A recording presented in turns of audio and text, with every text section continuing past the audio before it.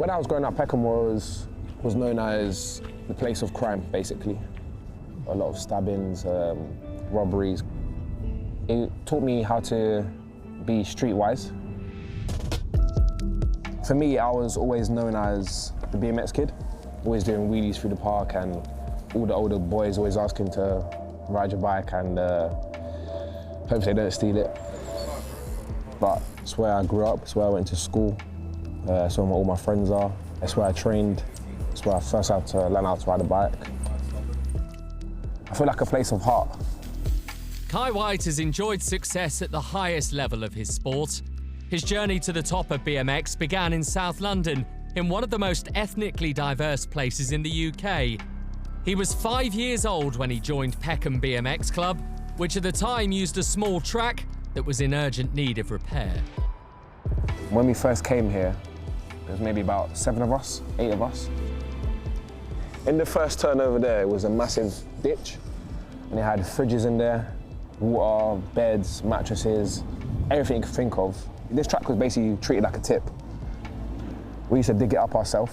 Just having that graph just so we can train for 2 hours makes me appreciate how to train now. So every time I'm training, I always make sure I put in 100%, because not everyone gets some opportunities. Yeah, the club put a lot of perspective in that for me.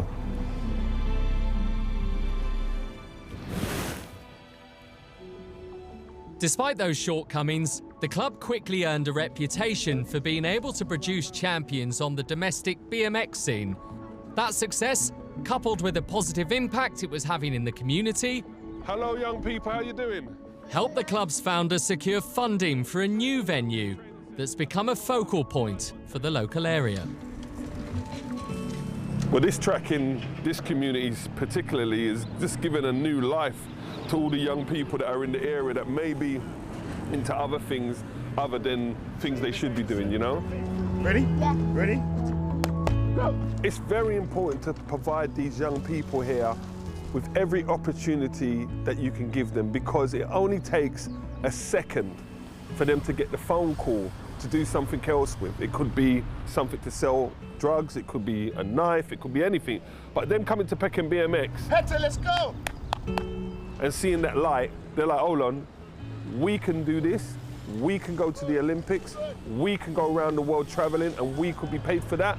It is important to grab these kids while they're young, to show them where they can go in life. And for those young kids, that's the real medal. It's so heavy. There is no better role model than Kye, whose status rose significantly in 2021. His Olympic silver medal is an achievement that continues to be celebrated in Peckham.